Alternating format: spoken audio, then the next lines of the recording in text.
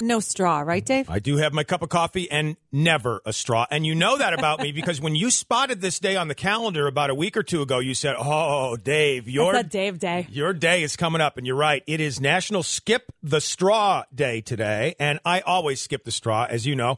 And I do it for a different reason than the kids who created this day. It was a bunch of middle school kids in Michigan, and they decided because of how our oceans are being ruined and some of our ecosystems and some of the aquatic life because of all the plastics that we dump into the oceans. 12.7 tons of plastic every year into the oceans. Yep. It's estimated that Americans use about 500 million straws a day. That's insane. And so the kids said, hey, how about a National Skip the Straw Day? And I love these kids in Michigan because I don't like straws to begin with. I think they make your face look stupid. I don't think it's an enjoyable way to get liquid into your mouth because you skip past the taste buds and the palate and the tongue and it zooms the liquid right into your throat. Why not enjoy your beverage a little bit? And by the way, there's another added benefit. Uh-oh.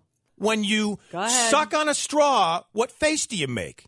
You make that kind of puckery face like that. Face? I make a kiss face. You don't like my kiss face? It's more like a fish face than a kiss face. Let's face it. You're not sucking that hard unless it's like a chocolate shake from McDonald's or something. Anyway, I'm thinking it creates extra lines around people's mouths and that eventually Did you just call me wrinkled? Eventually turn into wrinkles. Exactly. That's what I'm saying. I'm not saying you. I'm just saying people in general. Oh, you all heard it. You heard it here first. He just called me wrinkled. National Skip the Straw Day. Defy wrinkles. Save the oceans. Light 98.7, the best variety of the 80s through today with Eddie Money and Beth and Dave in the morning. And Beth, did you see this story out of Pennsylvania at a middle school where they had to close the school down because of a sleepwalking incident? Okay. A student was found inside the building at 2:30 in the morning after having walked there and then walked through the hallways of the school. He apparently walked 4 miles from his home to the school.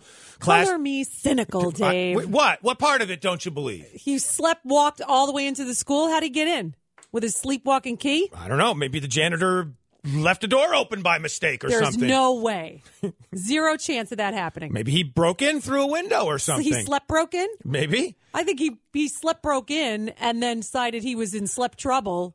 And then changed his mind. I've done all of those things before, by the way. You broke into a school? No, I broke into a window, though, at my grandfather's house. When I had walked outside, wanted to get back in, and the doors were locked, I punched through a window and had to get taken to the hospital. I also once, while sleepwalking, as about a 9-year-old, they found me out in the middle of the street in front of our Vermont home, sleeping in the middle of the road. It explains a lot about you. But when you broke into your grandfather, when you broke the glass, right. Were you sleepwalking when you did it, or it was post sleepwalk? I don't recall. It's hazy. Oh, it's all hazy. I don't remember what I did, Mom. I had just woke up and I was standing in the middle of the school hallway with this computer in my hand. I don't know what happened. All right, so you think it's a convenient excuse? I think it's like the Twinkie defense. All right, nope. Sleepwalkers, come to my defense here and tell Beth that this type of thing can happen. 7210987 is our phone number. Alex on the phone with us this morning. Dave, I have to bail you out. Okay. When I was very young, probably, I would think it's between the ages of 8 to 10, we had a camp up at Hinkley Lake. Mm-hmm. And I was deathly afraid of the water all the time. And it was, I would get up and I would sleepwalk and I would go swimming. Wow. That's and it really never impressive. woke me up until I got out of the water, and that's when I would wake up, and I didn't realize that I was even in the water, but I used to do that quite often. That's amazing. And I have to say that you guys are fantastic. Oh, thank you. You guys are awesome in the morning. Thank you so Thanks, much. Alex. Really appreciate that, Alex. You're welcome. Have a good day, guys. You too. Have a great weekend. All right, bye-bye. All right, change your mind at all now on the sleepwalking, Beth, or not? Yeah, but he didn't break into like his neighbor's camp, steal some stuff, and be like, "Oh, I was sleepwalking." Beth and Dave on Light 98.7. There's a controversy going on regarding actress Kirstie Alley and her ongoing feud with the U.S. Olympic curling team. Apparently, she took to Twitter saying, quote, "I'm not trying to be mean, but curling is boring. Don't be so freaking boring." And the curling team fired back on Twitter, "We're not trying to be mean, but your movies weren't exactly riveting theater, Kirstie. Hashtag just saying." It might be the most boring Olympic sport, Beth. You think that curling is the most boring Olympic sport? Yeah, why? What do you think is the most boring Olympic sport? Don't ask me these questions. I don't like skiing. Well, according to Stacy here, curling is not only boring to watch, but it's actually dangerous. She said she tried it once, had a good time until she tripped over one of the stones. You know, the things that they schloof across the ice. They're heavy, yeah. Wait, the things that they what across the ice? Schloof. Schloof. Yes, that's the technical term. Write that down. If you look it up. How's that spelled, Beth? How's that spelled? Schloof. All right. Pretty sure. Schloofing. You schloof it. All right. It's the kinda hard question.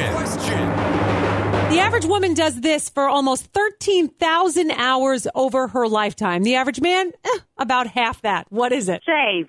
It is not shave, but it does take a while to get around those kneecaps. That's true. I don't shave my kneecaps, by the way. Light 98.7, what do you think? Is it cleaning? It is cleaning. Yes. We spend almost 13,000 hours cleaning, and guys are like around 6,000. And by the way, what's your first name? Joellen. Joellen, congrats. There's a stat from a story online out of Norway that cleaning your house is as bad as smoking because of inhaling all of the chemicals over the years. Oh, So, okay. not only That's are why we... the men don't do it. That's right. They're trying to kill us slowly, Joellen. Yeah. Previously on Beth and Dave in the morning. Over 500,000 of these are lost in airports each year. What are they? I think laptops. 600,000 of them a year. Every year. I can't believe it. I wonder what they do with them. Well, I'll tell you, there is this place in Alabama where you can shop through all the unclaimed luggage. You go to Alabama, Beth. Go I'm ahead. seriously thinking about planning a road trip to. We could stop at IKEA and then just go straight to Alabama. You go ahead and do that. I smell a golf trip for me somewhere then. Beth and Dave. Weekday mornings on Light 98.7.